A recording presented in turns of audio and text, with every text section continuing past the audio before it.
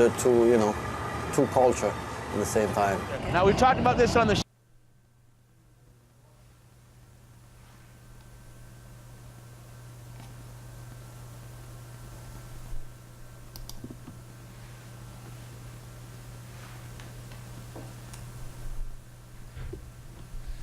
Hello and welcome to The Ordinary Show.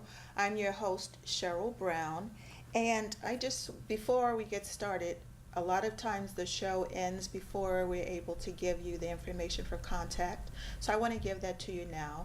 If you have a comment or a question, you can feel free to write to theordinaryshow@mail.com, and now you're able to view the show's episodes 24 hours a day, 24/7 worldwide, if you just go to myordinaryshow.com.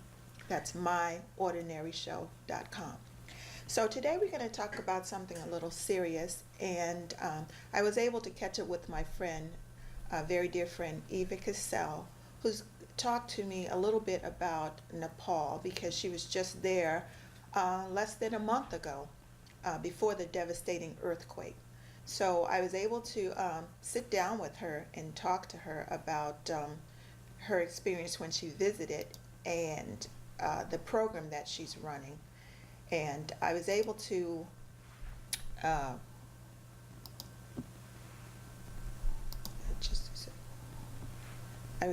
talk to her about before and after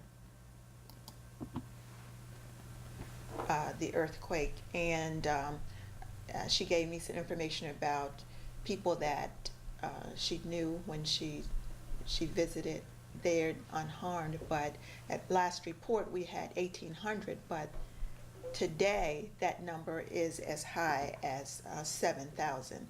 So I'm going to run that interview right now and listen to what my friend has to say about Nepal.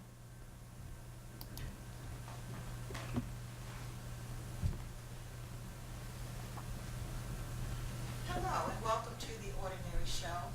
We're here in the lovely home of my friend Eva Kassell, and she's going to talk a little bit with us about Nepal and her affiliations and close associations with people in Nepal. Welcome to The Ordinary Show.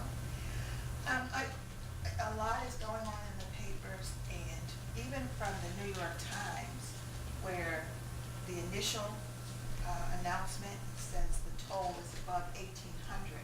Of course, we know that it's way far above that. What is the toll now of lives lost in this horrendous earthquake in Nepal? I believe at this time it's up to at least 5,000. I have, because of my own work, I've had very little time to follow the general news. I feel as though I've been fighting a war this past week.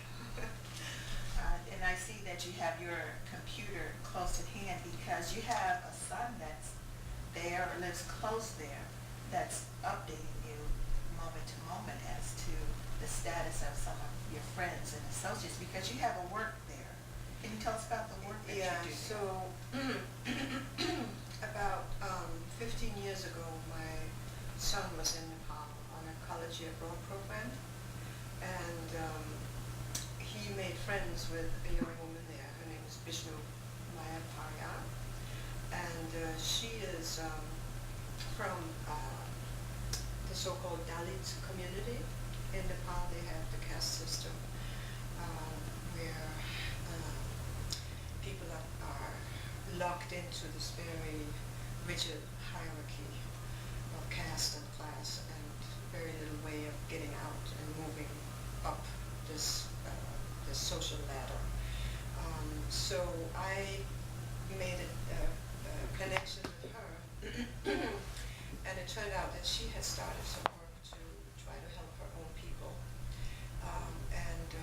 I invited her over to the United States to try to help her with more education, and we have been working together for a long time to try to build upon the ideas that she originally had about helping especially women from her caste and likewise other poor and marginalized women. So basically the work we have been doing is forming women's groups who learn how to save together. They create a little autonomous savings group, and from that savings fund they can take loans when they need them, and they pay in regularly. In addition to the savings and loan activities, they also learn about human rights and about how to take action.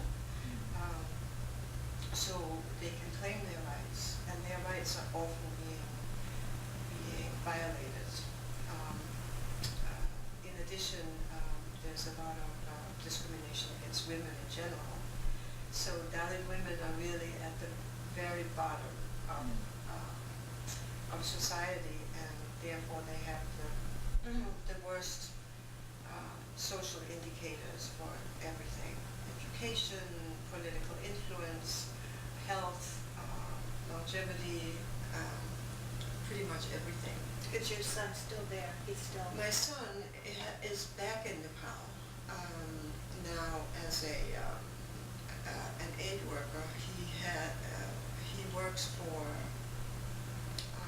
a subsidiary of USAID, and his field is communication. His project, he's been there for a number of years, excuse me, but his work has been obviously redirected. It was a public health project he was working on, and they are now sending people from his office out to the damaged villages to report and to try to help organize relief. Let me just check what he just sent me. Okay. No. Was there any personal associates that were lost in the quake that you No. were a part of your organization? No, we don't. I don't have any close friends who lost their lives, and it's interesting that aside from the epicenter itself, in the surrounding villages there, even though the houses were flattened, in some of the communities we are working with, 80 to 100% of the houses were destroyed. But even so, there was relatively, as far as we know, little loss of life, because people were able to run out. They have very small houses and lots of open space. So from this one village where I'm constantly in touch with people, they told me that there was no loss of life. Even animals were not killed. And so the major loss of lives seems to have taken place in Kathmandu, the 5,000 lives that were lost. No, not necessarily. Because this was a huge quake, 7.8 on the Richter scale. Even the aftershocks were 6.6. Yeah, and they keep coming. I got a report, there was one just this morning. Oh my God. Yeah, but yeah, and it says it reached as far as Mount Everest. So this is huge. So the 5,000 you were saying were lost in what area? Well, that is, I think, what people are saying now, but there will be many, many more. It's been very difficult for rescue workers, relief workers, to get to the villages that were right in the epicenter, and they suspect that the death toll will climb or double once they get a count. But as I said, I'm not all that well informed about what is going on, but I'm very well informed about what's going on in some of the communities where we are working. And you were just there. I was about just a there. month ago. Okay. Tell us about your visit. You went about a month ago. Where did you visit specifically? I went to 4 different villages, Okay.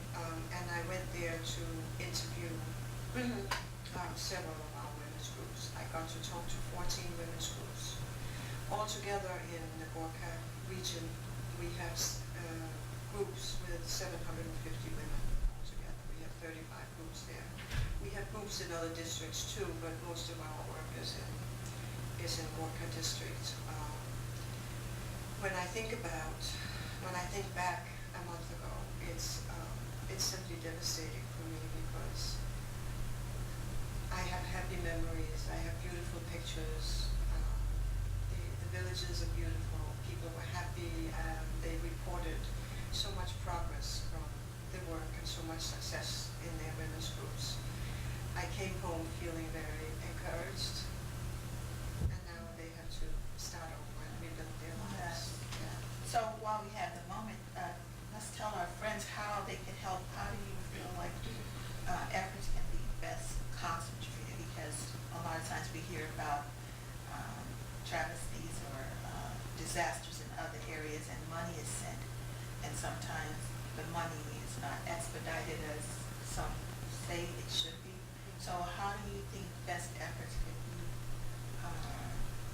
distributed to Nepal, or what area? So a small organization like us, it is limited what kind of emergency relief we can organize, although our